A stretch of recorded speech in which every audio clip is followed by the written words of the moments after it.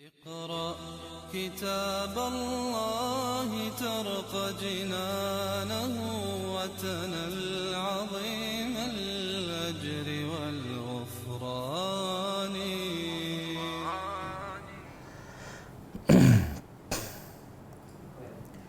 أعوذ بالله من الشيطان الرجيم. بسم الله الرحمن الرحيم. الحمد لله رب العالمين، نحمده ونستعينه ونستغفره ونعوذ بالله من شرور أنفسنا ومن سيئات أعمالنا. من يهده الله فلا مضل له ومن يضلل فلا هادي له. أشهد أن لا إله إلا الله وحده لا شريك له وأشهد أن محمدا عبده ورسوله. سبحانك لا علم لنا إلا ما علمتنا إنك أنت العليم الحكيم. اللهم علمنا ما ينفعنا وانفعنا بما علمتنا وزدنا علما. اللهم آتي نفسي تقواها وزكها أنت خير من زكاها أنت وليها ومولاها. ربي يسر ولا تؤسر، ربي تمم بالخير. أما بعد، InsyaAllah kita sambung tadabbur surah Al-Baqarah ayat 156. Sebelum kita sambung, kita tengok pengajaran ayat lepas. Rasanya ayat 153. Pengajaran ayat 153. Betul kan? A'udzubillahi minasyaitonirrajim. Ya ayyuhallazina amanu ista'inu bis-sabri was-salah innallaha ma'as sabirin. Wahai orang-orang yang beriman, ista'inu, mintalah pertolongan oleh kamu. Dalam bab apa ni? Bila Allah suruh minta pertolongan, makna benda tu berat, benda tu besar, dan kita tak mampu untuk melaksanakan bersendirian. Maka sebab tu Allah suruh minta pertolongan. Jadi apa benda yang besar yang berat ni? Iaitu melaksanakan tanggungjawab kita pertama sebagai hamba Allah, nak laksanakan semua perintah Allah. Dan yang kedua, nak melaksanakan tanggungjawab kita sebagai khalifah Allah di atas muka bumi. Nak menjaga hubungan antara sesama manusia. Tanggungjawab ini sangat besar dan berat, maka kita perlu pertolongan. Maka Allah beritahu, mintalah pertolongan pertama bis-sabri, dengan sabar. Yang kedua, dengan cara solat. Bila kamu ada dua ni, satu sabar dan yang kedua kamu solat, kamu akan dapat kekuatan. Sebab Allah akan sentiasa bersama kamu. Okey, pengajarannya. Pertama, kelebihan iman. Kelebihan iman yang merupakan sifat yang paling mulia. Kelebihan iman yang merupakan sifat yang paling mulia bagi setiap manusia.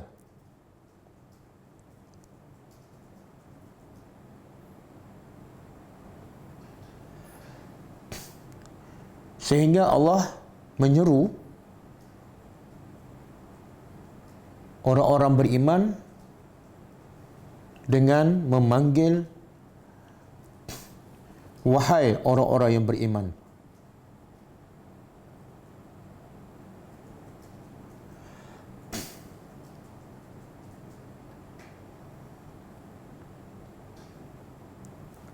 Yang kedua,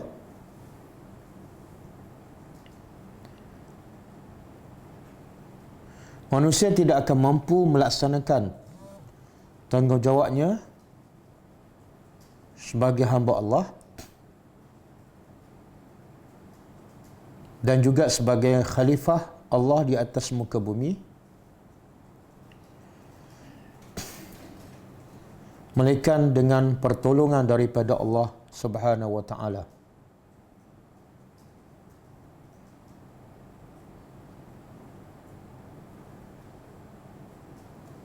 Oleh itu, dalam melaksanakan perintah Allah, wajib memohon pertolongan daripada Allah. wajib memohon pertolongan daripada Allah. Yang ketiga,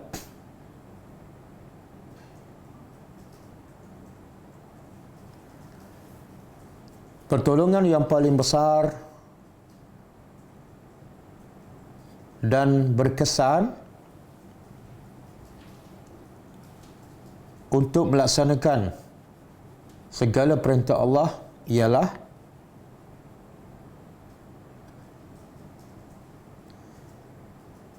sabar dan solat. Ialah sabar dan solat.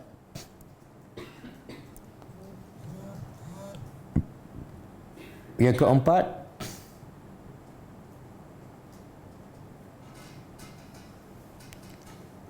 sesiapa yang sentiasa bersabar dalam urusan kehidupannya dan sentiasa solat kepada Allah, dia akan menjadi manusia yang kuat dan hebat.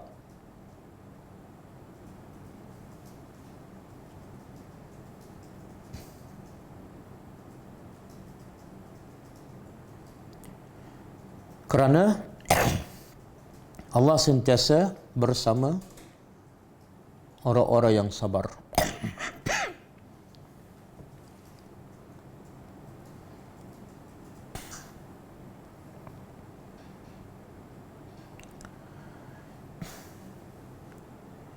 Yang keempat, yang kelima, sesiapa yang tidak sabar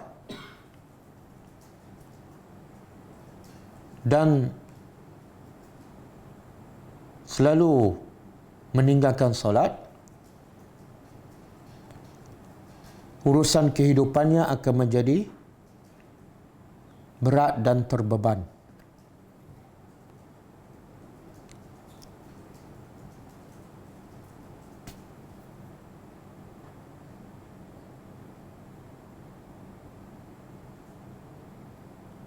Yang keenam, dengan sabar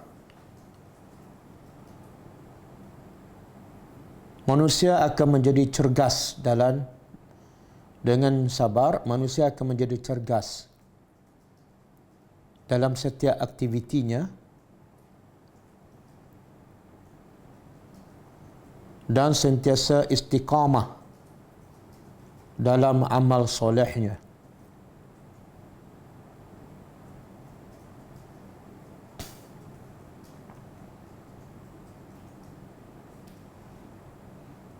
Dan di hujungnya akan mendapat kemenangan.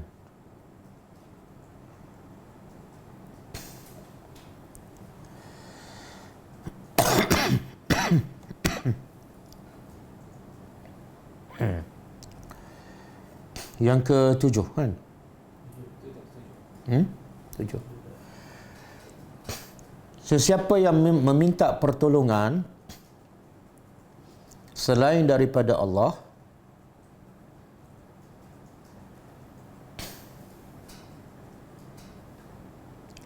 dalam perkara yang manusia tidak mampu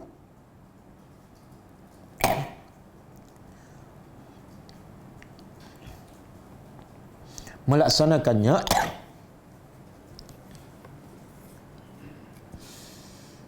maka ia membawa kepada syirik. Ia membawa kepada syirik.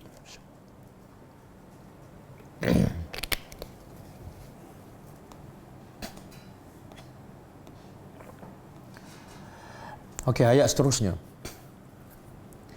Wala taqulu liman yuqtalu fi sabilillahi amwatun bal ahya'un walakin la tash'urun. Jangan sekali-kali kamu berkata kepada mereka yang terbunuh ataupun dibunuh pada jalan Allah adalah mati. Bahkan mereka sebenarnya hidup tetapi kamu tidak menyedarinya. Pengajarannya, pertama,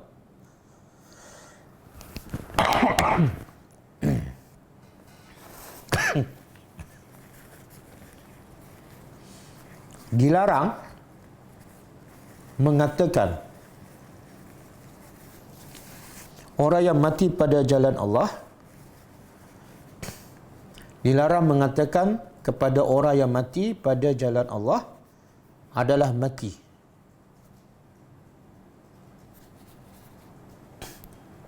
Sebaliknya, dia adalah hidup di sisi Allah Subhanahu wa taala.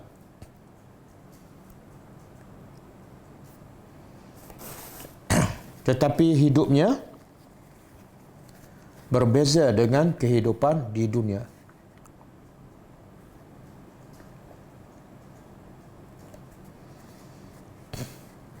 Yang kedua,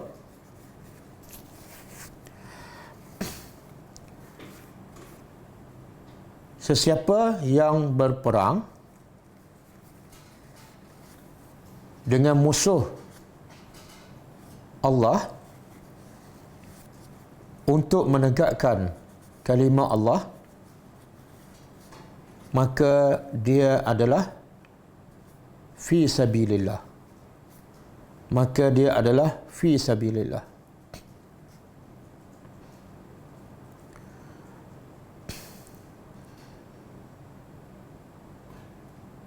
Yang ketiga, kehidupan orang yang mati syahid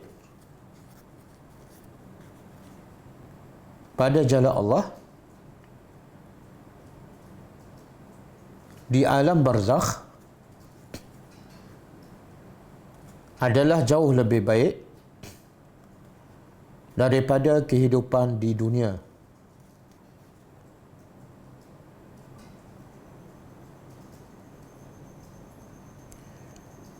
Oleh kerana itu,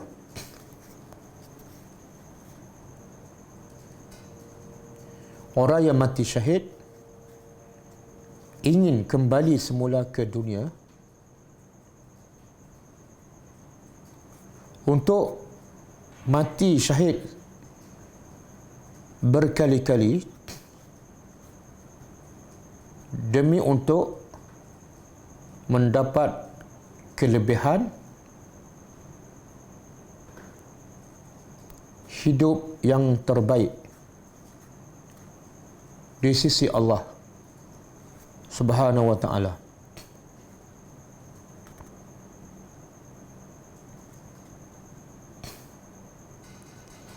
Yang keberapa? Yang ketiga. Yang keempat, ayat ini menunjukkan bahawa adanya nikmat di dalam kubur, begitu juga sebaliknya adanya azab kubur.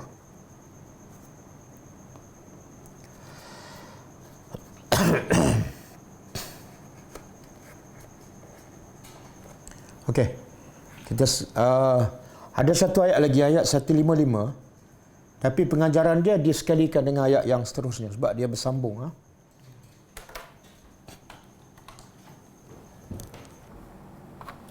A'udzubillahi minasyaitonirrajim.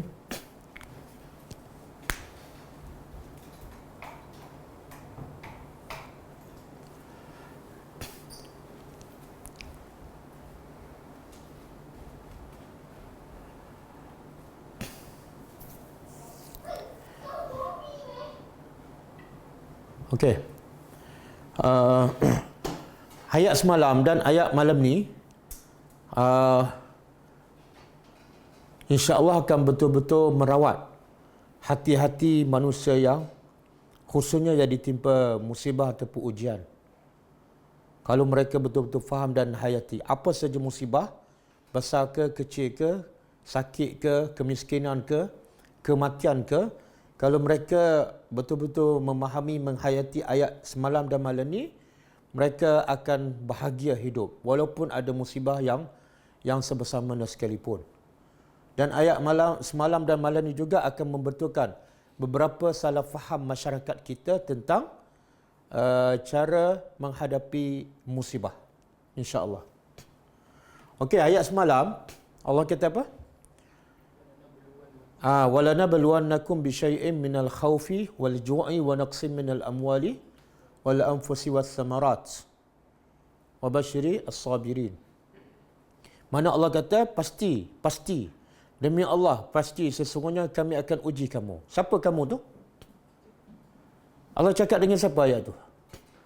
Kamu. Siapa kamu? Nabi dan para sahabat. Jadi Allah kata demi Allah pasti kami akan uji kamu. Siapa orang beriman?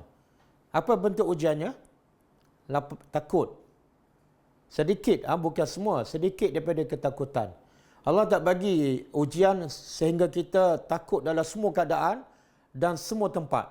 Kalau Allah bagi kita takut dalam semua keadaan, semua tempat, hancur hidup manusia. Jadi Allah kata bisya'in, sedikit sahaja daripada rasa takut. Satu. Yang kedua, lapar. Sedikit daripada kelaparan. Yang ketiga, kekurangan harta. Kekurangan harta, bukan kehilangan harta, kurang. Harta masih ada tapi kurang. Kemudian yang keempat, kematian. Kekurangan jiwa makna kematian. Kematian orang yang tersayang, bapa ke, mak ke, suami ke, isteri ke, anak ke. Dan yang kelima, kekurangan buah-buahan. Okey. Maknanya ujian tu ujian dalam bentuk nikmat ke dalam bentuk musibah? Dan Allah nak uji dalam bentuk musibah kepada siapa? Orang beriman. Pengajarannya apa dia?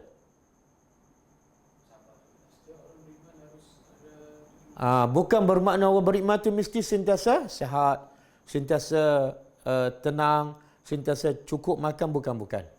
Bukan makna orang yang diberi rezeki kepada Allah oleh Allah luas, lapang, anak pun semua berjaya, belum tentu dia beriman. Sebab Allah kata kalau kamu beriman, bentuk ujiannya lapar, takut, kekurangan harta, kematian. Itu ciri-ciri orang beriman. Dan di hujung tu Allah kata apa? Wa basyiris sabirin. Berilah berita gembira kepada orang yang sabar. Siapa yang sabar ni? Syarat untuk sabar apa dia? Mesti ada ujian. Betul? Kalau tak ada ujian, ada tak sabar? Tak ada. Okey, sabar di atas ujian. Ujian apa? Yang sebelum ni lah. Berapa? 5 kan? Takut, lapar, kurang harta, kematian, kurang buah-buahan. Maka kalau kamu sabar dengan salah satu ataupun kelima-lima ujian, kalau kamu sabar, aku nak bagi itu berita gembira. Kemudian mungkin kita bertanya, siapa orang yang sabar? Ciri-ciri orang yang sabar. Siapa ni? Allah sebut dalam ayat seterusnya. Allazina, iaitu orang-orang yang apabila asabathum apa dia? Apabila telah menimpa kepada mereka apa dia? Mereka ni siapa? Orang beriman. Menimpa kepada mereka musibah. Apa-apa musibah? Musibah yang mana ni? Yang 5. Jadi yang 5 tu bukan semua kematian. Satu je kematian kan? Yang lain bukan kematian. Jadi Allah nak bagi tahu berita gembira untuk orang yang sabar. Siapa ni? Iaitu orang yang apabila mereka ditimpa musibah, qalu. Mereka berkata, Inna lillah, sesungguhnya kami adalah, Inna lillah ni, bukan Inna lillah, kami adalah milik Allah. Wa inna, dan sesungguhnya kami, ilaihi bila sebut ilahi di awal, bukan raji'una ilahi, beza ayat. Raji'una ilaihi, satu lagi ilaihi raji'un. Ini keistimewaan bahasa Arab, keunikan bahasa Arab. Kalau ilaihi sebut di belakang, lain makna. Kalau ilaihi disebut awal, maksud dia lain. Sangat berbeza. Okey, ayat yang dalam Quran ialah yang bawah, ilahi di awal. Kan? Apa beza antara dua ayat ni? Dari segi struktur bahasa Arab, dua-dua betul. Dua-dua betul. Tapi maksud berbeza. Apa beza? Raji'una ilahi. Kalau bahasa Melayu, mereka kembali kepadanya ataupun kepadanya mereka kembali. Kalau bahasa Melayu. Yang mana satu? Yang ni betul kan? Ini BM ni. Ini BM. Struktur ayat mereka kembali kepadanya. Tapi bahasa Arab ada dua. Mereka kembali kepadanya boleh, kepadanya mereka kembali pun boleh. Dua-dua betul. Cuma makna berbeza. Apa beza?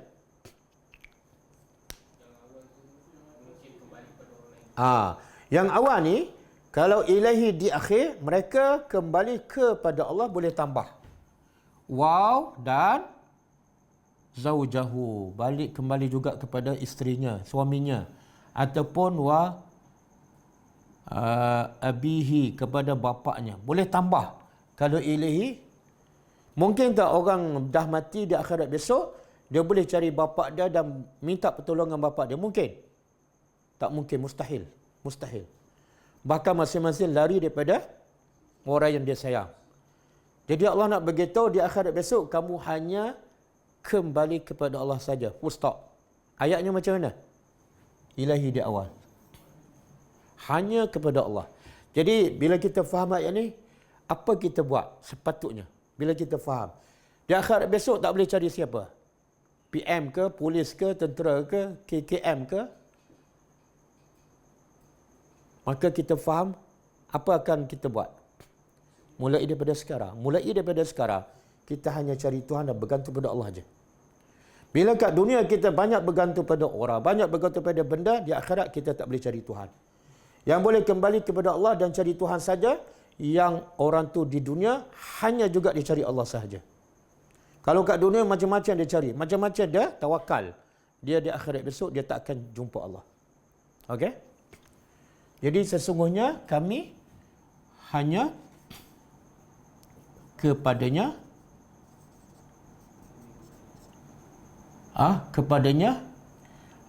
dan sesungguhnya kami hanya kepadanya kembali. Okey.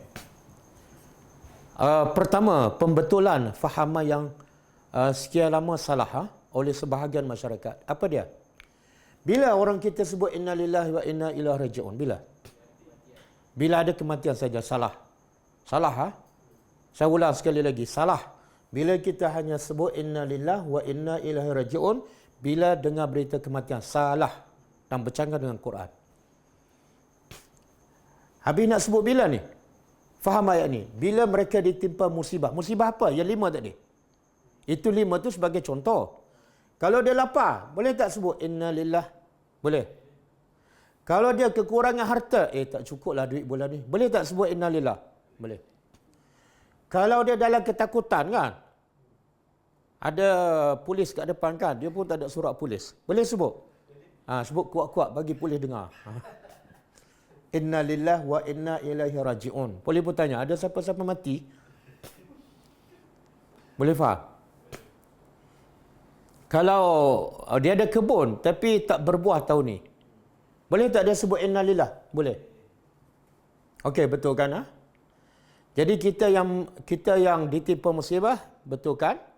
Dan orang yang mendengar pun betulkan juga. Bila kita kata inna lillahi wa inna ilaihi raji'un, kalau kita kata siapa yang meninggal? Betulkan fahaman dia. Okey, satu. Yang kedua, salah faham ialah biasanya siapa yang sebut inna lillahi wa inna ilaihi raji'un? Biasanya siapa yang sebut? Orang yang mendengar berita. Okey? Salah. Sebab Allah kata, apabila mereka ditimpa musibah, mereka sebut. Jadi kalau ikut ayat ni, siapa yang sepatutnya sebut inna lillah? Orang yang ditimpa musibah. Yang tak ditimpa musibah, tak perlu cakap. Kalau nak cakap, itu isu lain. Tapi tak perlu.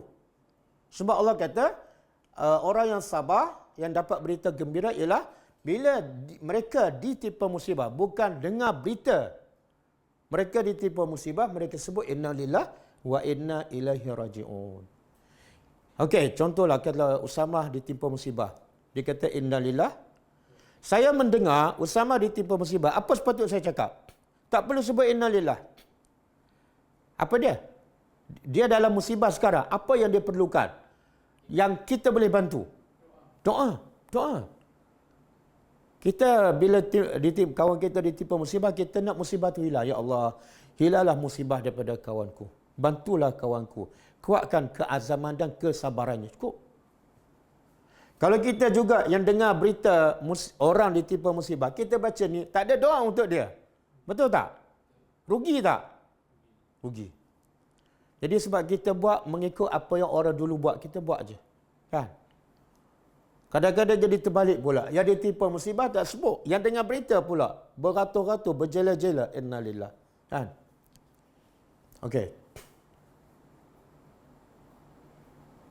Jadi sekarang, Allah nak beritahu apa ni? Siapa yang sabar ni? Siapa yang sabar? Yang Allah kata, bagi berita gembira kepadanya. Siapa ni? Orang yang ucap ni. Kalau dia tak ucap, dia bukan orang yang sabar.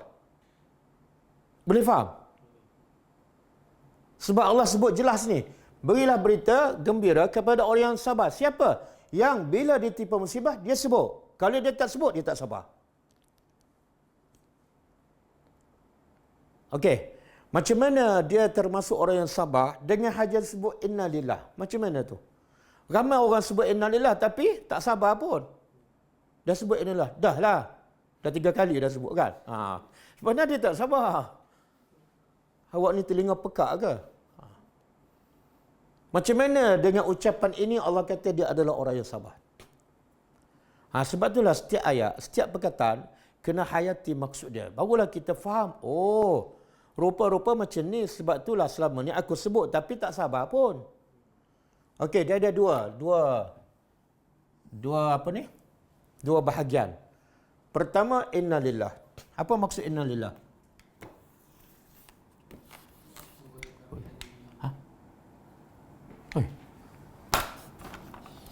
Dia letak yang baru, plastik tak buka pun. Satu, inna lillah. Yang kedua, wa inna ilaihi. Tengok ni. Dengan kita hayati dua bahagian ni, memang kita akan redha. Bahkan kita akan menjadi yang terbaik. Kita belajar semalam kan, jenis darjah orang yang sabar. Yang paling tinggi apa dia? Darjah orang yang sabar yang paling tinggi. Syukur. Kalau dia faham ni, dia akan dapat darjah sabar yang paling tinggi. Okey. Bahagian pertama, inna sesungguhnya kami milik Allah. Apa maksud dia? Katalah suami dia meninggal kan? Dia pun sebut inna lillah. Maka Allah kata dia adalah orang yang sabar. Tapi bukan semua. Apa maksud? Sesungguhnya kita semua adalah milik Allah. Katalah suami dia meninggal. Suami adalah milik Allah. Aku pun milik Allah. Apa maksud? Allah ambil milik dia. Kita ada hak tak nak sedih sebab Allah ambil hak dia? Ada hak tak? Saya bagi pinjam kereta pada Usamah setahun. Kan? Usamah pun seronok kata. Tiba-tiba saya ambil. Usamah tak nak bagi. Mana boleh? Patut tak Usamah cakap macam tu? Tak. Bahkan kadang-kadang saya suruh Usamah jaga kereta saya kan. Dia letih nak jaga kan. Kena start engine, kena basuhkan. Tiba-tiba saya kata, okey Usamah, lepas 4 bulan ni saya ambil. Bila saya nak ambil, masa tu Usamah suka ke marah? Suka sebab apa? Satu, tak ada bebanan. Yang kedua, tak ada lepas amanah. Betul tak? Jadi bila Allah ambil anak kita, satu, Allah ambil hak dia. Bukan hak kita pun. Allah bagi pinjam sekejap. Dia ambil hak dia. Apa sebab kita nak sedih? Apa sebab kita nak mengamuk? Yang kedua, bila dia ambil anak kita, lepas tu ada lagi tak tanggungjawab yang Allah akan soal pada kita tentang anak? Sepatut kita apa? Redha tak? Ni berita gembira ni. Walaupun nampak 2 patah aja, tapi kenapa kau nak sedih sangat ni? Memang dia hak Tuhan, bukan hak aku. Kan? Macam kita hantar anak ke, kita bukan terdekar. Ramai orang hantar anak dia kat situ kan. Datang pagi kan. Kemudian petang dia datang ambil. Mak bapak dia datang ambil. Kita serah dengan seronok ke dengan marah? Seronok sebab apa? Oh, lega kan? Lega. Sebab apa? Dia ambil hak dia. Kemudian kita pun habis dia tanggungjawab. Kalau tak, penat tak kita nak jaga daripada pagi sampai petang kan? Dia terjatuh ke, tercekik ke apa ke, ada 20 orang ni. Oh, beratnya pening kepala. Tiba-tiba tengok mak apa, oh, lega sikit. Kenapa? Mereka nak ambil hak mereka. Betul? Cara berfikir menjadikan kita orang yang sabar dan reda. Okey, bahagian kedua, wa inna ilaihi raji'un. Sesungguhnya kami hanya kepada dia saja kembali. Apa maksud dia?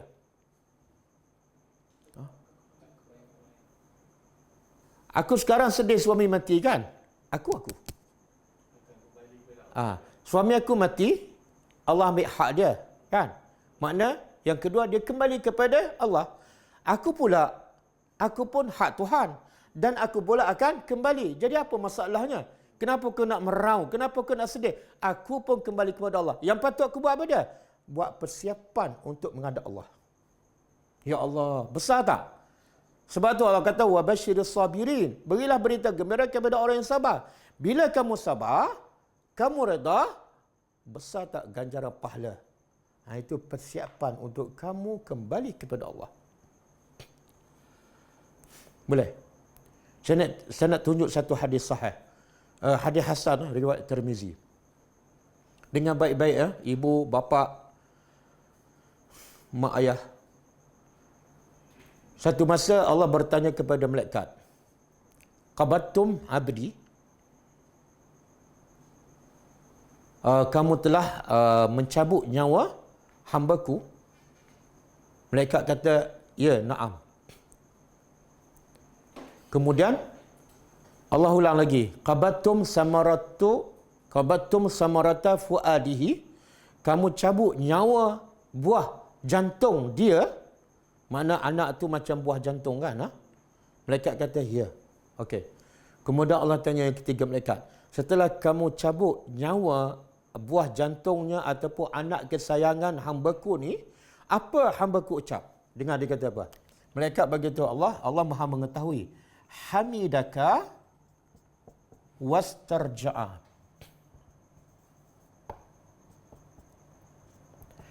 Hamba engkau berkata apa? Lepas nyawa anaknya dicabut. Hamba engkau berkata, hamidaka. Dia puji engkau. Puji setelah apa ni? Musibah. Dan wastarja'a. Dia kata apa? Istarja'a inna lillahi wa inna ilaihi raji'un. Dia sabar tak? Apa bukti dia sabar?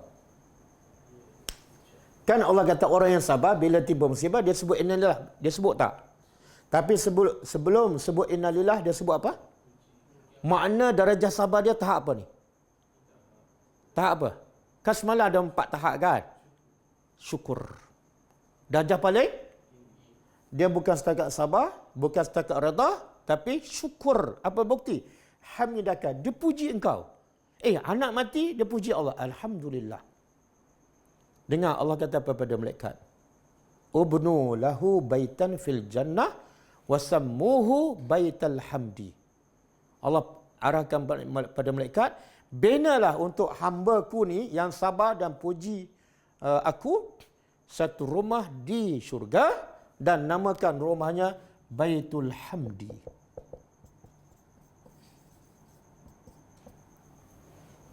Hadis Hasan riwayat Tirmizi. Makna apa ni? Dia dapat apa ni? Dengan sabar, dengan puji Allah, dengan sebut innalillah, dia dapat apa? Saya nak tanya, senang ke nak masuk syurga? Bukan susah. Bukan senang kan? Bukan senang. Tiba-tiba dengan dia sabar, dengan dia puji Allah, terus terbina sebuah istana di syurga. Ya Allah. Rugi tak orang yang bila ditimpa musibah tak sabar? Ada 100 kerugian. Pertama, anak dia tak akan kembali dah. Dia menjeritlah macam mana pun. Mengamuklah macam mana. Anak dia tak akan kembali. Yang kedua, Dia bukan setakat tak dapat masuk syurga, tak dapat istana, tapi dia akan dapat dosa. Dosa besar apa dia? Marah dengan takdir Allah. Dosa besar. Rugi tak? Rugi. Okey. Ni susah ni. Tengok Quran merawat hati ni. Berapa ramai yang solat malam, solat duha kan? Tapi bila suami meninggal ke, anak meninggal ke, mak bapak meninggal ke, aksiden ke, tak keluar alhamdulillah. Innalillah pun orang lain sebut, dia tak sebut. Betul tak? Sebab apa? Walaupun solat malam sampai hitam tadi, sebab dia tak tadabbur Al-Quran. Yang boleh merawat hati manusia yang berpenyakit hanya Quran. Berapa ramai yang solat tapi tak sabar. Berapa ramai yang solat Allah kata fawailun lil musalli. Ada seorang salafus salih nama dia Shuraih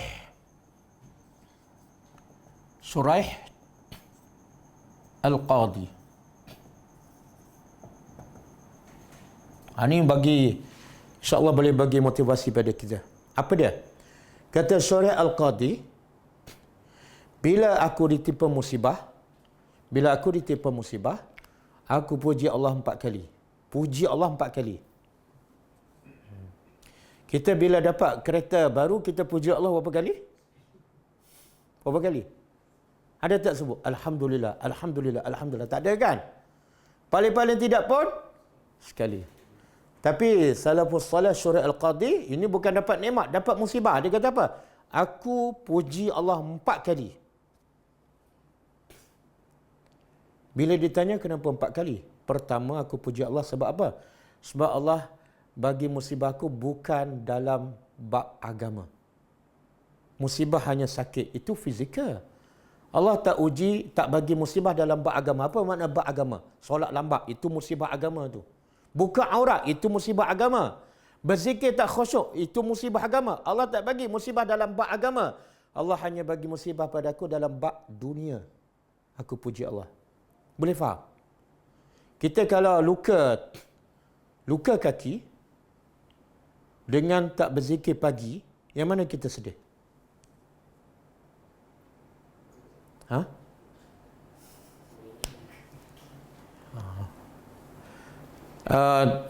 Kedai tutup, kedai makan tutup kan?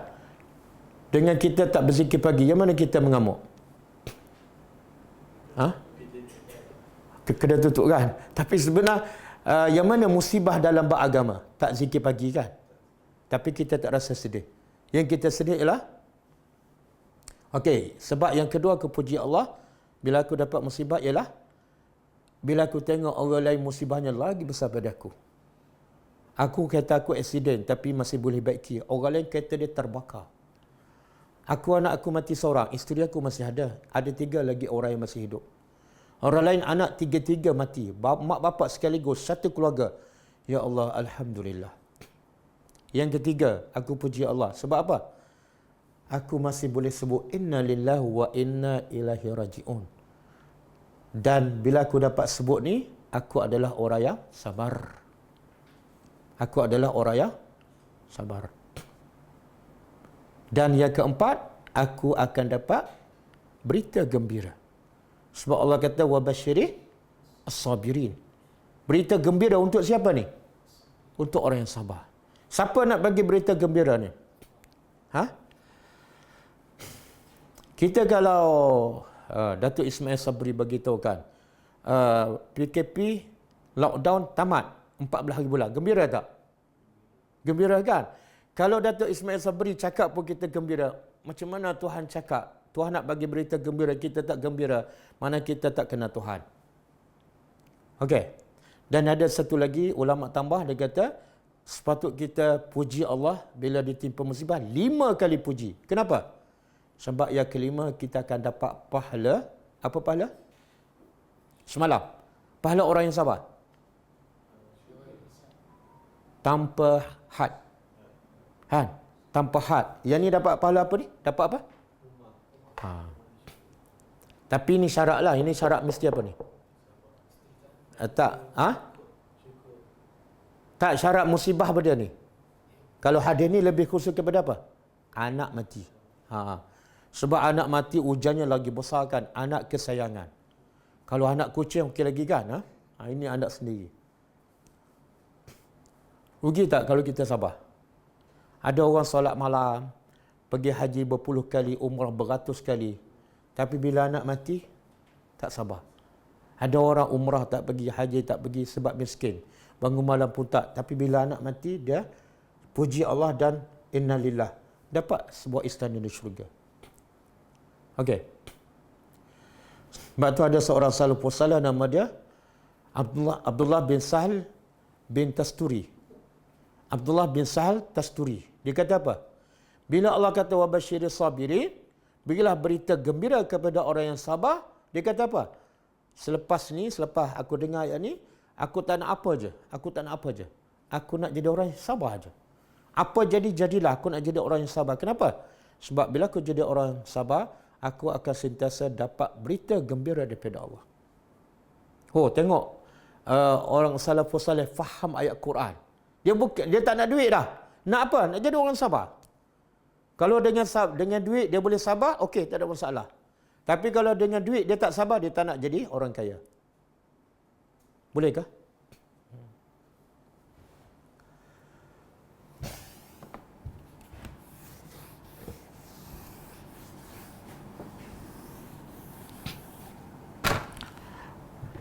Satu lagi, saya nak sebut salah faham sebahagian masyarakat kita, iaitu bila kawan dia ke saudara mara dia ke ditimpa musibah, dia tak berdoa. Dia tak berdoa. Sedangkan antara doa yang terbaik dan dimakbulkan ialah bila seseorang tu ditimpa musibah. Ini orang yang ditimpa musibah lah, dia tak berdoa. Doa apa? Doa yang Nabi ajar kepada Ummu Salamah. Dalam satu hadis riwayat Muslim, hadis sahih, Nabi sebut, "Ma min 'abdin tusibuhu musibah." Tidak ada seorang hamba yang ditimpa apa-apa saja musibah. Kemudian dia berdoa kepada Allah. Dia kata inna lillah wa inna ilaihi raji'un. Lepas tu dia berdoa. Dia kata apa doanya? Allahumma ajirni fi musibati. Ada riwayat mengatakan Allah ma'jurni. Ada kata Allah ma'ajirni fi musibati. Kemudian wa khlufli khairan minha. Apa doa ni? Nabi kata tidak ada seorang pun hamba yang ditimpa musibah, lalu dia sebut inna lillahi wa inna ilaihi raji'un. Kemudian dia baca doa ni. Allahumma ajirni. Wahai Tuhanku, ajirni. Ataupun ada riwayat Allah ma'jurni. Ya Allah, apa makna ajirni? Berilah ganjaran pahala kepada aku daripada apa? Bukan salat malam. Bukan sebab umrah. Bukan sebab sedekah. Tapi fi musibati. Dalam musibah aku ni, biar tukarkan daripada musibah jadi pahala. Makna apa tu? Sebenarnya Allah bagi musibah tu nak bagi apa pada kita? Subhanallah. Sebab tu kata ulama, bila Allah ambil sesuatu, mana Allah nak bagi yang lebih baik daripada yang dia ambil. Tadi dia ambil anak kan? Sebenarnya Allah nak bagi apa? Mana lebih baik? Anak ke istana di syurga? Ni Allah bagi musibah. Sebenarnya Allah nak bagi apa ni? Pahala. Tapi kena minta, kena doa. Ini ramai yang bila ditimpa musibah, habis macam tu je. Dia lupa doa ni. Ya Allah, bagilah ganjaran pahala dalam musibahku ini. Macam mana dia akan dapat pahala? Dengan cara dia sebut innalillah dan dia sabar. Kalau dia tak sabar, memang dia tak akan dapat pahala. Dan biasa orang yang tak sabar, dia memang tak sabar untuk baca doa ni. Kan? Baca doa ni. Macam apa ni ustaz? Sedap cakap je. Bukan bapa ustaz yang mati pun. Okey, yang kedua. Kebaikan kedua daripada musibah.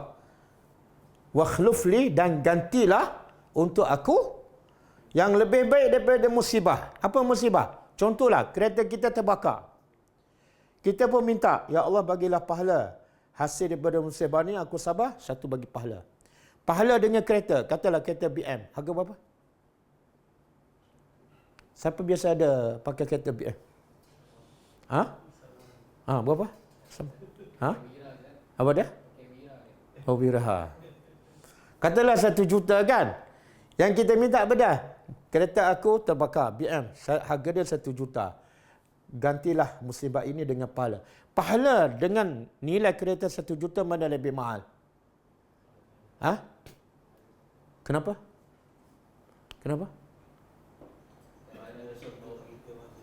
Subhanallah. Pahala dia kekal selama-lama. Bukan dapat BM tapi lebih hebat dan lebih kekal, iaitu syurga. Kan? Tapi masa kita timpa musibah, kita fikir nak pahala ke nak kereta ganti?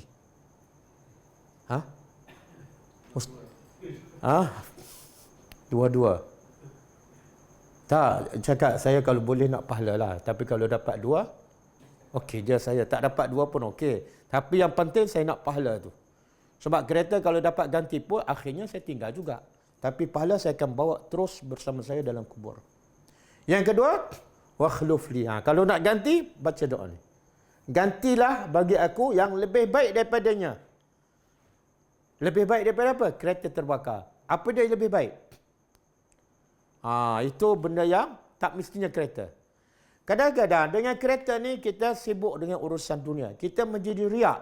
Maka Allah bakar kereta tu, Allah nak bagi lebih baik. Apa dah? Hilang sifat riak.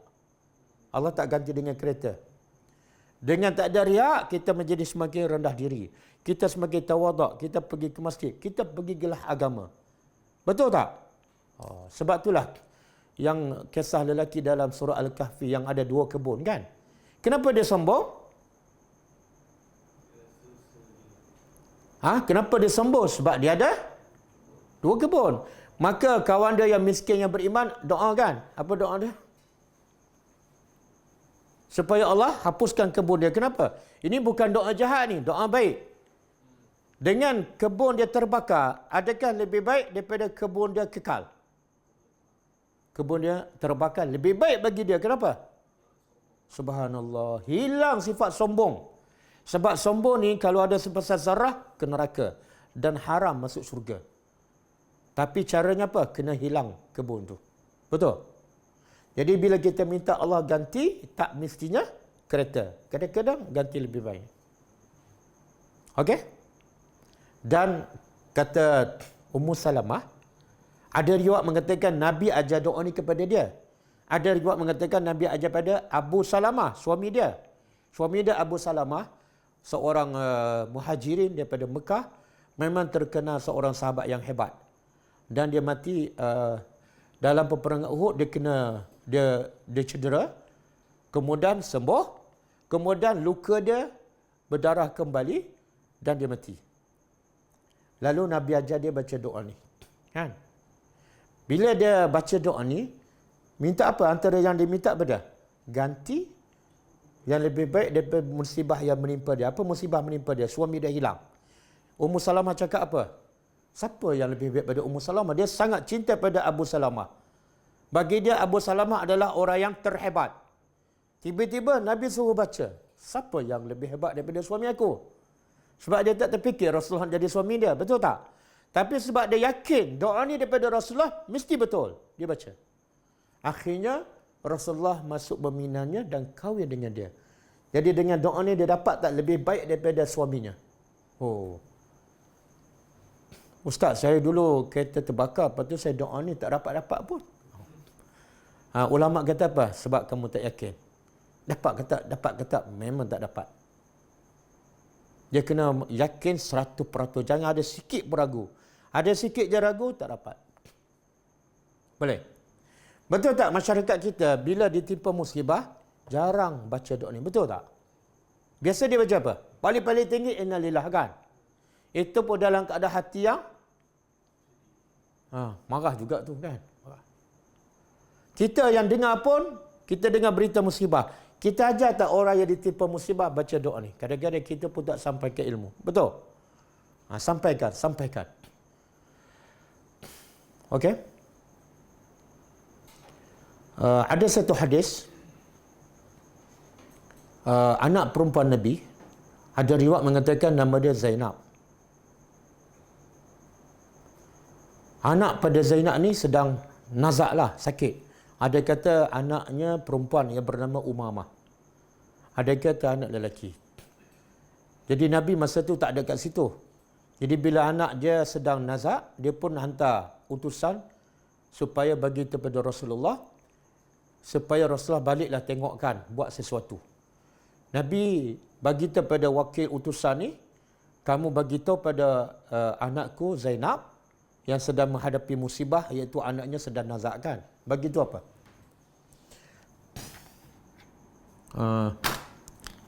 Inna lillahi ma akhaza wa lahu ma a'ta. Kemudian wa kullu syai'in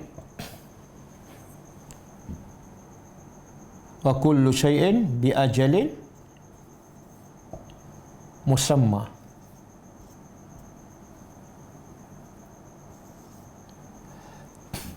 Kemudian famurha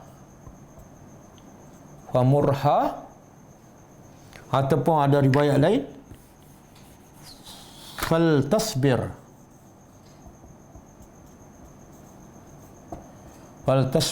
wal tahtasib.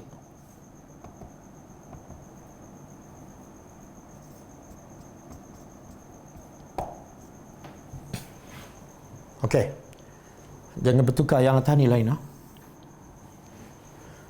Tengok Nabi ajar, Nabi nak didik anak dia dan juga umat dia.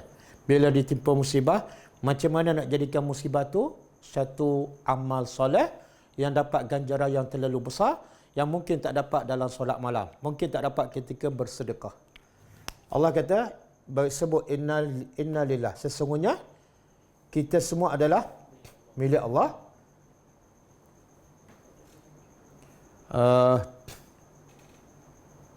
Bukan inna saja. Sesungguhnya lillah, hanya milik Allah, ma akhaza, apa yang dia ambil. Bagi kepada anakku, apa dia? Yang Allah ambil itu milik dia. Lebih kurang inna lillah ni lah. Bagi tahu dia. Yang Allah ambil itu milik dia. Kemudian walahu ma a'ta, bahagian kedua, dan milik Allah juga apa yang dia beri. Ni yang belum mati pun milik dia. Jadi bersedia. Yang dah mati, Allah ambil hak dia. Jangan sedih-sedih sangat. Kemudian bersedia juga untuk yang masih ada. Kenapa? Yang masih ada pun milik Allah. Kan? Kadang-kadang kita baru dapat anak, kita seronok sampai kita sayang pada anak, lupa itu adalah bukan hak milik kita. Hak milik Allah. Kemudian Allah kata apa? Wa kullu syai'in, dan setiap sesuatu telah ditetapkan ajalnya. Jadi kalau anak kamu ditetapkan mati pukul 8 malam, tak boleh nak buat apa. Kamu menjeriklah, kamu panggil bapa kamu, panggil Rasulullah, tak boleh mengubah ajal. Dan satu masa kamu pun ajal juga ditetapkan, pun kamu akan mati. Jadi Nabi nak suruh apa ni? Masing-masing bersedia untuk menunggu ajal masing-masing dengan amal soleh. Menjerit, meraung, tak mengubah apa-apa. Kemudian, apa yang patut kamu buat dengan musibah ni? Faltasbir. Hendaklah engkau sabar. Lepas sabar dapat apa? Wal tahtasib. Apa makna wal tahtasib? Hendaklah mengharapkan pahala. Makna apa? Nak mengharapkan pahala, kena sabar. Kalau tak sabar, tak boleh pahala. Boleh? Jadi bila kita ada musibah, kena dua. Satu, kalau nak pahala, kena sabar. Lepas sabar, kena ada rasa ataupun kesungguhan untuk dapat pahala. Ya Allah, aku dah sabar ni. Semoga bagilah pahala kepadaku. Ini arahan Nabi. Tapi kita kena minta tak? Ya, minta. Minta yang macam mana ni? Allah ma'ajirni. Ya Allah, bagilah pahala padaku dalam musibah dan gantilah untukku yang lebih baik daripadanya. Okey. Boleh?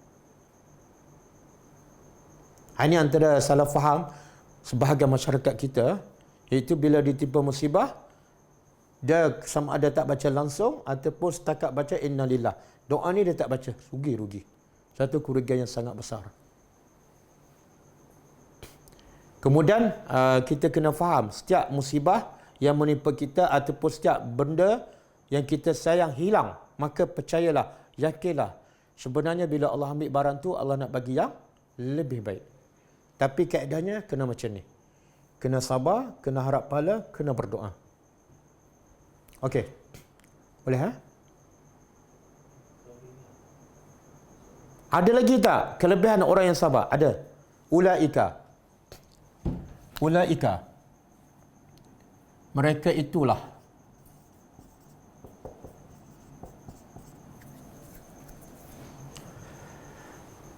Mereka itulah. Okey, saya nak betulkan satu lagi kan. Biasa orang kita bila ada kematian kan, biasa dia kata apa? Innalillah, okeylah, betul. Al-Fatihah itu bukan daripada Nabi. Nabi bila nak ziarah ni anak cucu dia mati, Nabi tak pernah baca Al-Fatihah. Dan Nabi tak arahkan sahabat-sahabat baca Fatihah. Satu lagi, bila orang kita nak nazak ke, sedang nazak ataupun mati, baca Yasin. Nabi tak suruh. Tengok bila cucu Nabi sedang nazak, Nabi cakap tak bagi itu pada mak dia baca Yasin, tak ada. Dan hadis baca Yasin kepada orang nak mati ataupun telah mati, hadis itu ulama sepakat hadis dhaif.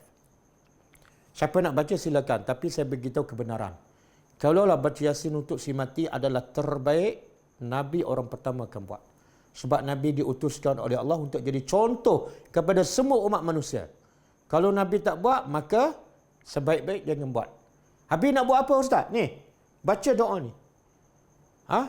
Kalau Nabi kata, baca doa ni dan Allah ganti yang lebih baik. Tapi kalau kamu baca Yasin, dalam Yasin tak ada doa untuk si mati. Betul?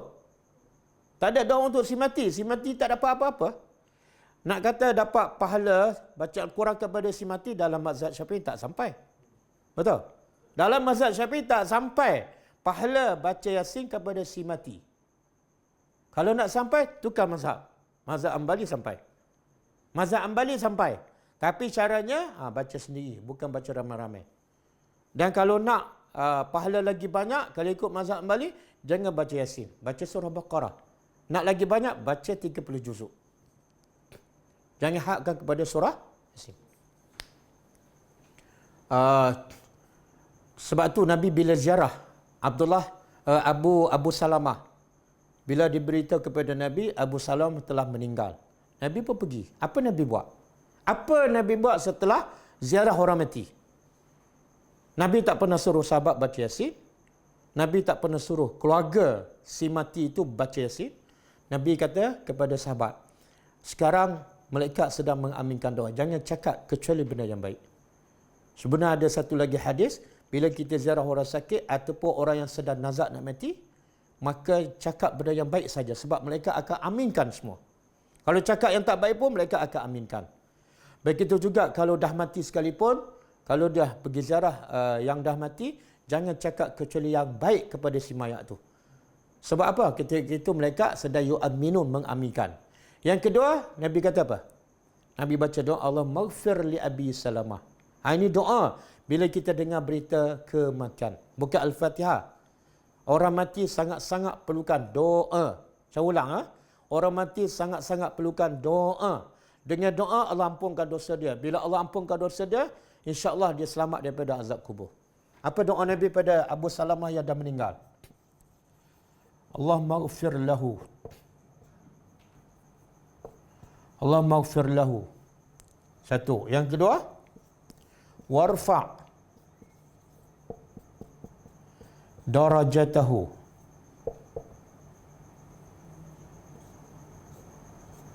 Darajatahu fil mahdiyin. Yang ketiga, warfa' darajatahu fil mahdiyin. Wa nawwir lahu.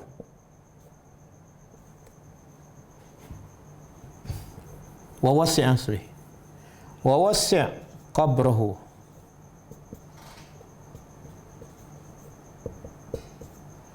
Wa nawwir lahu. Wa nawwir lahu. Yang keempat, wa khlufhu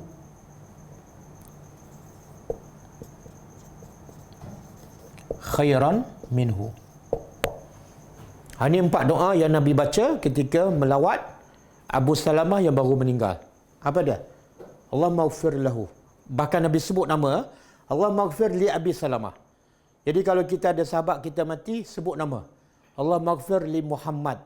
Allah maghfir li Ismail. Tak payah bina. Nabi kata Allah maghfir li Abi Salamah. Ada nama ni. Satu. Ya Allah, ampunlah dosanya. Kalau Allah ampunkan dosa si mati, okey tak? Habis. Bersih dosa. Yang kedua, warfa' darajatahu. Warfa' darajatahu. Tinggikan darjahnya bersama apa? Fil mahdiyin. Bersama orang yang mendapat hidayat. Diampunkan dosa dan masuk syurga. Apa lagi? Doa seterusnya. Tinggikan darjah. Yang ketiga, wawasi' qabrahu. Luaskan kuburnya. Kubur dia sempitkan. Sempitkan berapa kaki? Semua tak ada pengalaman. Jadi luaskan kuburnya. Kalau kubur tu orang beriman, dia akan menjadi luas seluas mata memandang. Ustaz, macam mana boleh jadi luas? Sebelah tu kubur lain, belakang kubur lain. Alam ghaib ataupun alam barzah tak boleh difikir dengan akal. Akal kita tak mampu memikirkan benda ghaib. Kemudian yang kedua, kubur gelapkan. Doa wa nawwir lahu, cahayakan, terangilah kuburnya. Dan yang ni doa yang keempat. Baik untuk si mati apa dah? Wa khlufhu khairan minhu. Gantilah dia dengan yang lebih baik. Apa kebaikan kepada si mati? Kalau Allah ganti si mati dengan yang lebih baik padanya. Contohlah, bapa dia mati. Kita doa supaya Allah gantikan anak dia ni, supaya anak dia jadi lebih baik daripada bapa dia. Apa kebaikan bapa kalau anak lebih baik daripada bapa? Subhanallah. Kalau anak lebih baik daripada bapa, anak asyik berdoa je pada bapa. Untung tak bapa. Berapa ramai yang tak berdoa ni? 4 doa ni. Ya Allah, rugi. Al-Fatihah. Mana ada doa? Benda ni kalau kita cakap, orang marah. Tapi saya nak tadabbur Al-Quran. Kita tadabbur Al-Quran. Dan kita tadabbur juga sunnah Nabi. Semalam kita belajar apa? Nabi dapat membetulkan masyarakat sebab ajar 2 benda kan. Satu, Alkitab. Yang kedua, Al-Hikmah. Al-Hikmah apa dah? Sunnah. Ini semua sunnah-sunnah ni. Berapa ramai yang baca Quran adalah tak faham. Lepas tu sunnah pula tak belajar. Akhirnya dia beramal dengan apa? Amalan tok guru dia. Amalan si fulan. Amalan daripada mimpi. Okey. Cantik tak doa daripada si mati ni? Ya Allah. Kalau cuba bayangkan Allah makbulkan doa kita. Kalau 100 orang baca doa ni dan Allah makbul 2-3 orang pun dah sangat-sangat besar untuk si mati. Okey? Boleh hafal doa ni. Dan ada dalam buku kecil saya, 66 doa dan zikir harian. Saya masukkan doa tu. Bila dengar berita kematian, jangan baca Fatihah, baca ni, baca doa ni. Dan begitu juga Nabi bila pergi ke kubur, setelah kebumikan mayat sahabat, apa Nabi cakap pada sahabat? Lepas sahabat tu dikebumikan. Apa Nabi cakap pada sahabat yang masih hidup tu? Istaghfiru li akhikum. Dengar baik-baik. Nabi sangat sayang pada umat dia. Nabi sangat sayang, tapi cara Nabi sayang berbeza dengan cara kita sayang. Nabi kata kepada semua sahabat yang hadir, istaghfiru li akhikum. Minta ampunlah kepada Allah untuk saudara kamu. Was'alu lahu as-sabat. Dan mintalah kepada Allah untuknya supaya Allah bagi sabat, keteguhan dalam pegangan akidah. Kenapa? Nabi berkata sebab fa'innahu al-an yus'al. Dia sekarang sedang disoal. Jangan sibuk nak baca Fatihah, jangan sibuk nak baca Yasin. Tapi Nabi kata, satu, minta ampun untuk kawan kamu yang baru dikebumikan. Yang kedua, minta Allah tetapkan akidahnya, imannya, supaya dia boleh jawab soalan. Bila boleh jawab soalan, selesai tak masalah? Selesai masalah. Okey? Jadi dengar arahan Nabi. Kalau kita mengaku kita umat Nabi Muhammad, kalau kita mengaku kita cinta pada Nabi, dengar dan ikut. Ada pepatah Arab, dia kata apa? Innal muhibbah liman yuhibbu muti'un. Pepatah Arab. Sesungguhnya orang yang cinta kepada orang yang dia cinta, dia taat. Jadi bukti kita cinta pada seseorang, apa dia? Kita dengar cakap dia lah. Dan bukti kita tak cinta pada dia, kita tak dengar cakap dia. Kalau kita mendakwa kita cinta Nabi, dengar cakap Nabi. Okey? Boleh? Apa lagi yang Allah bagi ni? Ulaika, mereka itu ke atas mereka salawatun. Apa makna salawat? Ada kalau salawat daripada kita doa. Tapi ini daripada Allah. Ni mir rabbihim, dari Tuhan mereka, pencipta mereka. Ulama berbeza pendapat lah. Tapi pendapat paling kuat salawat ialah pujian. Ke atas mereka. Ke atas siapa ni? Orang yang ditimpa musibah. Kemudian ada sabar. Kemudian ada sebut innalillah. Allah kata apa? Ke atas mereka pujian daripada Allah. Apa maksud pujian? Kita kalau buat kerja dalam masyarakat, dalam negara, kerja kebaikan, orang puji. Sultan pun panggil kita. Biasa kalau Sultan puji, dia bagi apa? Pingat kan? Pingat paling tinggi apa dia? Tun. Tapi nak dapat tun, kena jadi PM dulu. Okey, itu manusia yang bagi. Tapi kalau Allah yang bagi, agak-agak apa dia? Tak payah cakap lah. Kalau manusia boleh bagi yang paling hebat, Tuhan 1000 kali hebat. Jadi, siapa yang sabar, dapat selain pada pahala, iaitu pujian daripada Allah. Dan yang kedua, yang seterusnya, dan rahmat. Semua kita minta rahmat Allah. Betul? Setiap hari kita minta rahmat tak dalam solat? Apa dia? Itu minta hidayat. Minta rahmat. Rabbi firli. Setiap hari minta rahmat. Tapi kita lupa. Ada satu cara, satu amalan, confirm kita dapat rahmat. Apa dia? Sabar. Bila ditimpa musibah, kita sabar. Allah kata apa? Dapat pujian dan dapat rahmat Allah. Dan kemuncaknya ialah wa ulaika, dan mereka itulah hanya mereka al-muhtadun, mereka yang dapat hidayat. Subhanallah. Allah kata mereka ni semua sekali kemuncaknya mereka lah dapat hidayat. Siapa ni? Ada tak Allah sebut orang yang dapat hidayat? Dia solat malam, dia bersedekah, dia pergi umrah 10 kali, ada? Tak ada. Apa dia kelebihan? Sehingga Allah kata, inilah sebenar orang yang dapat hidayat. Apa dia? Sabar. Betul tak? Berapa ramai yang pergi Mekah mengamukkan sebab makanan lambat. Lepas tu kena tipukan. Kata dekat 100 meter ini, 1 kilometer. Mengamuk. Itu pun haji yang ke-10 tu. Boleh faham tak? Tengok. Kalau kita tak tadabbur Al-Quran, kita minta hidayat setiap hari tak? Ihdinas siratal mustaqim. Ihdinas siratal mustaqim. Kita perasan apa dah? Aku dah salat Jumaat pula 5 waktu, pergi umrah. Kita rasa kita dah dapat hidayat. Belum. Nak tahu dapat hidayat ataupun tak, Allah akan uji. Allah bagi musibah. Macam mana keadaan hati kamu terhadap Allah bila ditimpa musibah. Okey, boleh. Jadi sekarang, berapa kelebihan orang yang bila ditimpa musibah, dia sabar? Berapa kelebihan? Cuba sebut. Senaraikan. Satu. Yang first sekali. Wabashir. Berita gembira. Berita gembira. Satu. Yang kedua? Pujian daripada Allah. Yang ketiga? Rahmat. Yang keempat? Dapat hidayat. Nak lagi? Manusia masuk syurga sebab apa? Rahmat Allah. Dapat dah. Manusia dapat syurga sebab dapat hidayat. Dah dapat dah. Nak apa lagi? Ustaz, saya nak dunia. Ya Allah.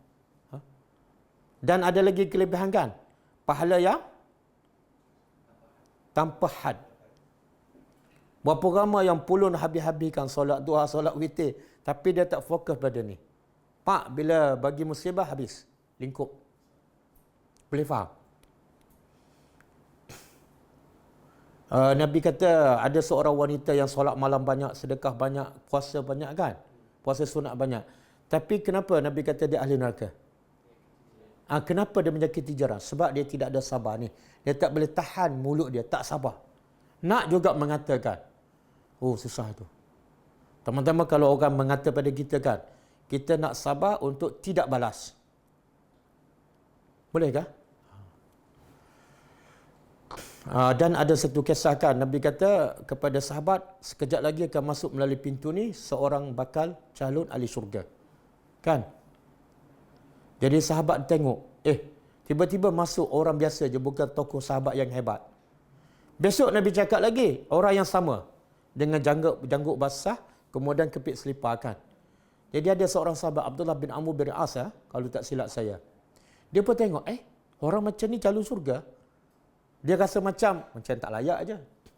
Jadi akhirnya dia buat helah, dia nak tengok apa ibadat kawan ni sehingga Nabi kata dia bakal ahli syurga. Dia pun buat alasan pada kawan ni, boleh tak aku tumpang rumah kamu? Sebab aku ada masalah dengan keluarga aku. Dia pun bagi tumpang. Padahal dia nak cek amalan kawan tu. Bila tidur malam, dia tunggu-tunggu kawan tu tak bangun malam pun. Kan? Kalau bangun pun macam kita lah, bangun kencing lepas tu tidur balik. Kan? Lepas tu dia kata tak apalah, mungkin malam pertama dia penat. Tunggu malam kedua, tak bangun juga. Malam ketiga tak bangun. Lepas tu, dah 2-3 malam tak bangun, dia pun bagi tahu, sebenarnya aku tak ada masalah dengan keluarga aku. Cuma aku buat alasan untuk tengok apa rahsia kamu ni. Sehingga Nabi kata kamu adalah ahli syurga. Dia kata, aku sebenarnya tak ada amalan yang istimewa. Sebagai kemuliaan lah. Tapi setiap kali sebelum tidur, aku tengok siapa yang buat salah pada aku maafkan semua. Salah besar ke salah kecil, semua aku maafkan. Maknanya, kelebihannya apa? Sabar. Sabar tak nak berdendam. Sabar tak nak lawan. Sabar tak nak balas. Kan? Dan hati dia bersih. Sangat mudah maafkan orang. Tak bangun malam. Tapi berapa ramai yang bangun malam, kutuk orang kan. Ini tua sampai bila ni tak nak bangun malam ni. Aku muda, daripada muda aku bangun malam. Habis. Boleh? Habis. Okey, kita berhenti setakat ni ya. Ayat ni kita sambung besok insyaAllah. Okey. Ada soalan tak?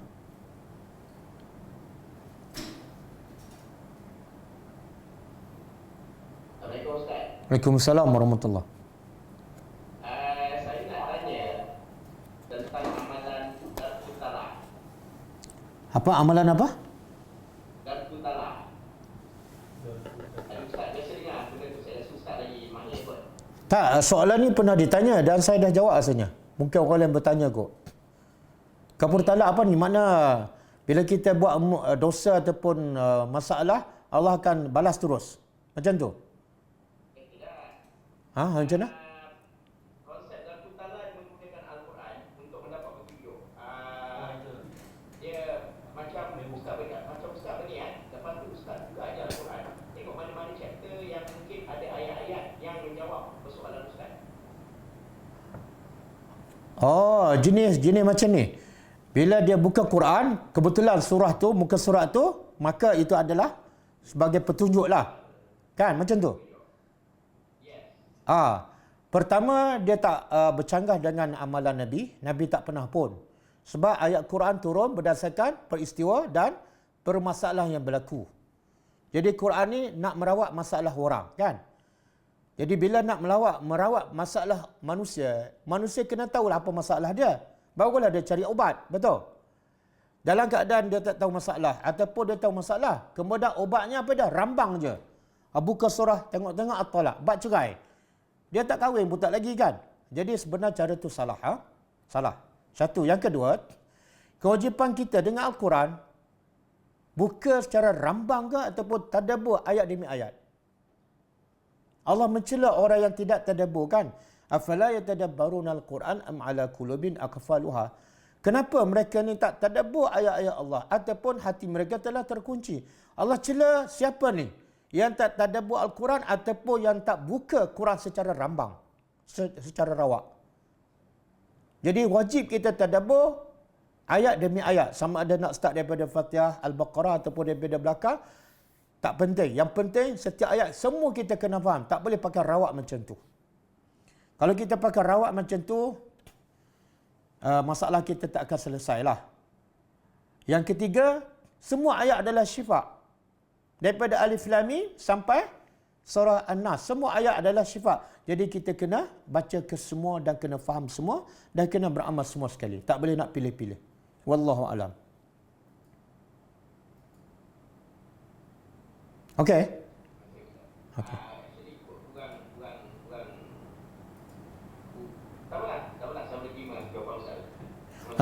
Terima ke tak terima itu je jawapan saya. Nabi bila nak pergi berperang, Nabi bagi bila nak pergi berperang lah. Okey, kita nak baca apa ni? Nabi pun buka secara rawat. Tak ada. Bahkan zaman Nabi Quran pun belum dicetak, dibukukan dengan lengkap. Macam mana Nabi boleh buka secara rawat? Quran masa tu belum dicetak secara lengkap. Jadi amalan buka Quran secara rawat ni bukan amalan Nabi. Wallahu alam. Allah kata laqad kana lakum fi rasulillahi uswatun hasanah. Kamu tak mungkin jadi terbaik kecuali kamu ikut manusia yang terbaik iaitu Rasulullah sallallahu alaihi wasallam. Okey. Ada soalan lain?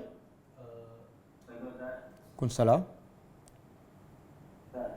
Ya. Satu peristiwa di mana ada satu kematian dalam keluarga saya. Kemudian saya melarang orang yang membaca Al-Quran tu dan menghentikan mereka lah. Tapi dalam masa yang sama saya dah memalukan ibu mertua saya. Adakah saya ini berdosa?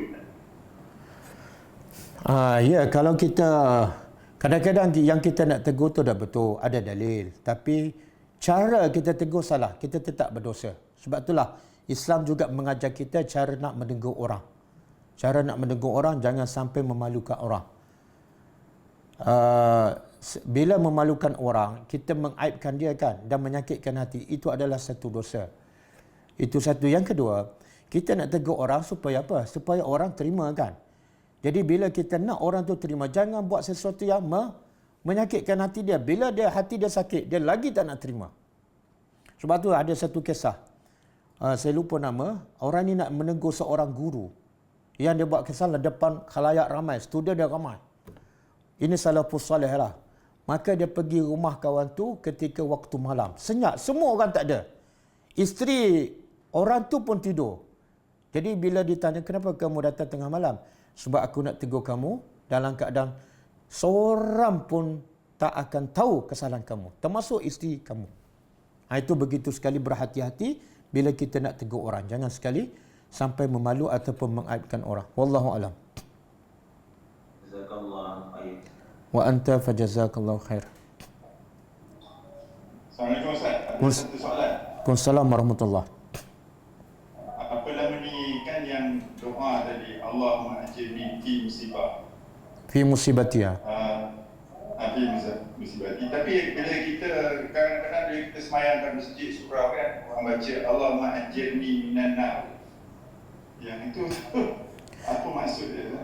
Tak, itu tak ada kaitan dengan musibah. Itu doa secara umum. Allahumma ajirni minan. Kalau ikut makna dia apa Ustaz? Okey. Saya nak urang ni. Allahumma ajirni minan nar, maksud dia ialah, ya Allah, selamatkan aku. Selamatkan aku, ajirni, selamatkan aku daripada neraka. Sebab tu di sini doa dia Allahumma ajirni. Beza baca dia. Tengok bahasa Arab. Dia beza baca sikit je.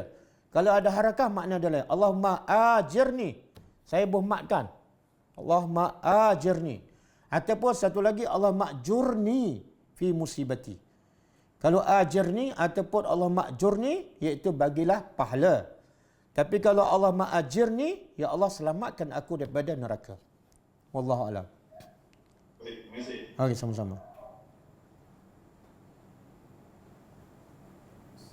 Ustaz, jika ada seorang bernazar dah buat haji sekali lagi, tapi sekarang dia berkursi roda, apakah kafarah atas orang itu?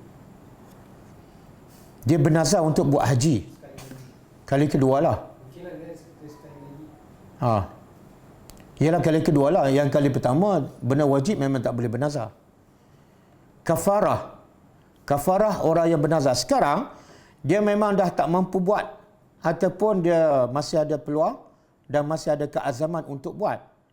Kalau masih ada peluang dan ada keazaman, tunggulah selepas PKP kan. Dan kalau ditakdirkan dia mati, insya-Allah tak ada masalah lah. Sebab dia bukan tak nak buat, tapi ada halangan. Okey? Tapi kalau dia niat memang dah tak nak buat dan memang tak mampu buat, dia kena kafarah. Kafarah nazar, sekejap Allah sebut dalam surah apa ni?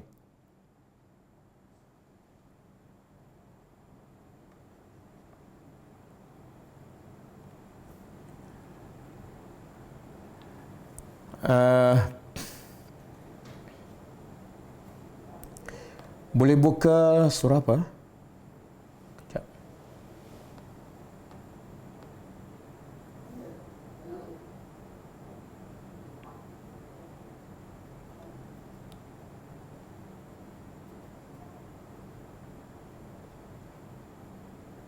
Dia sama dengan kafaratul yamin, iaitu sama dengan kafarah yamin.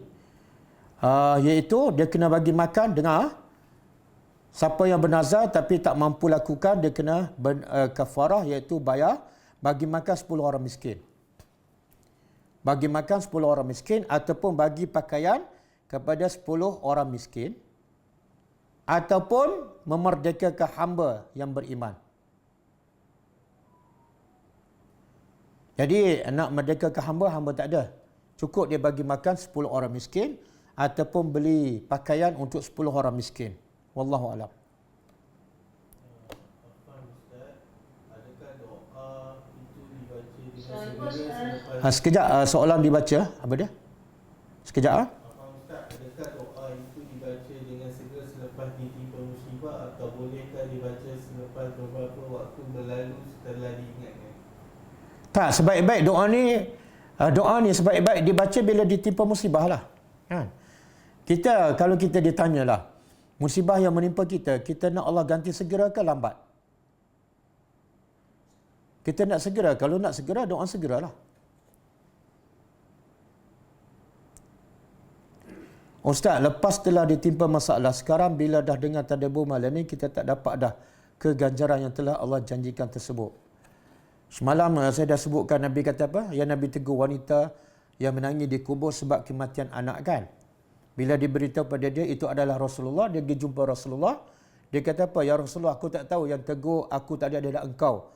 Dan engkau adalah Rasulullah, aku tak tahu. Kemudian wanita itu kata, sekarang aku sabar. Nabi kata apa? Innamas sabru fi sadamatil ula. Sabar adalah di detik yang pertama. Makna Nabi nak beritahu apa? Sekarang tak ada dah. Ujian yang paling besar masa saat ditimpa musibah. Lepas 3 hari saya dah sabar. Dapat tak pahala? Itu bukan sabar. Itu dah habis marah.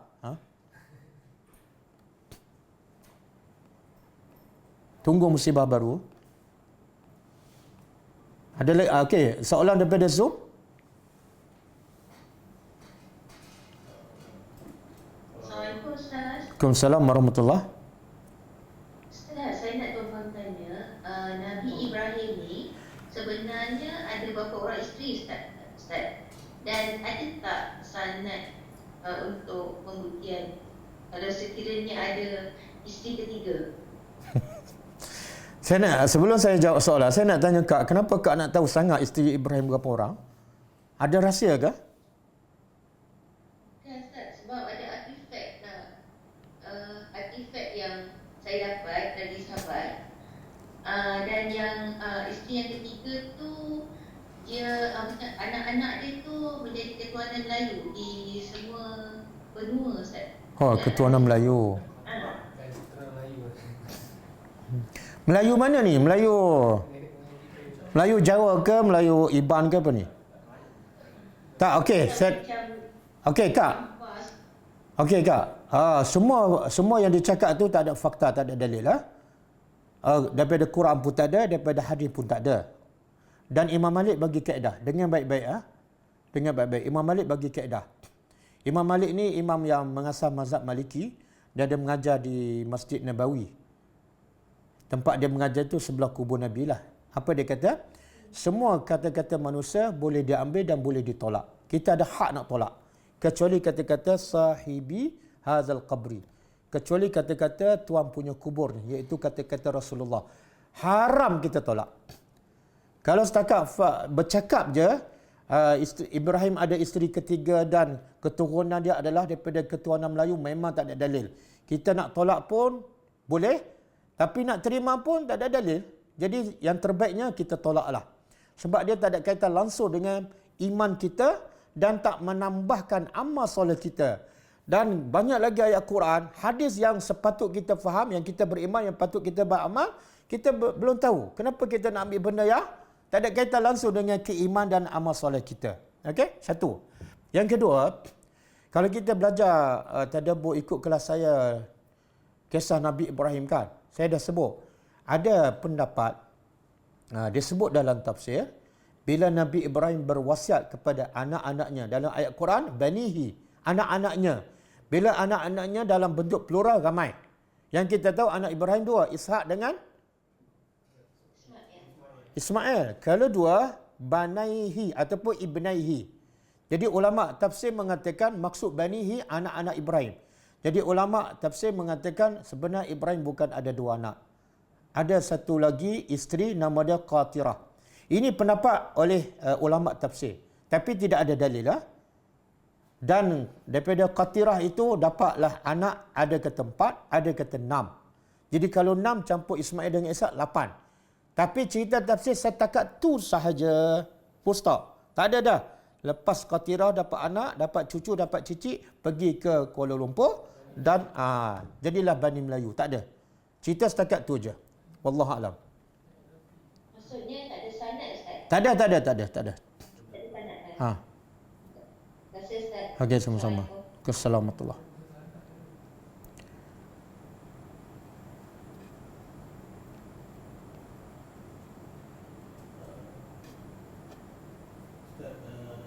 ada tanya doa yang tadi untuk semati tu dah ada buku, dah ada di buku tak? Ya, ada.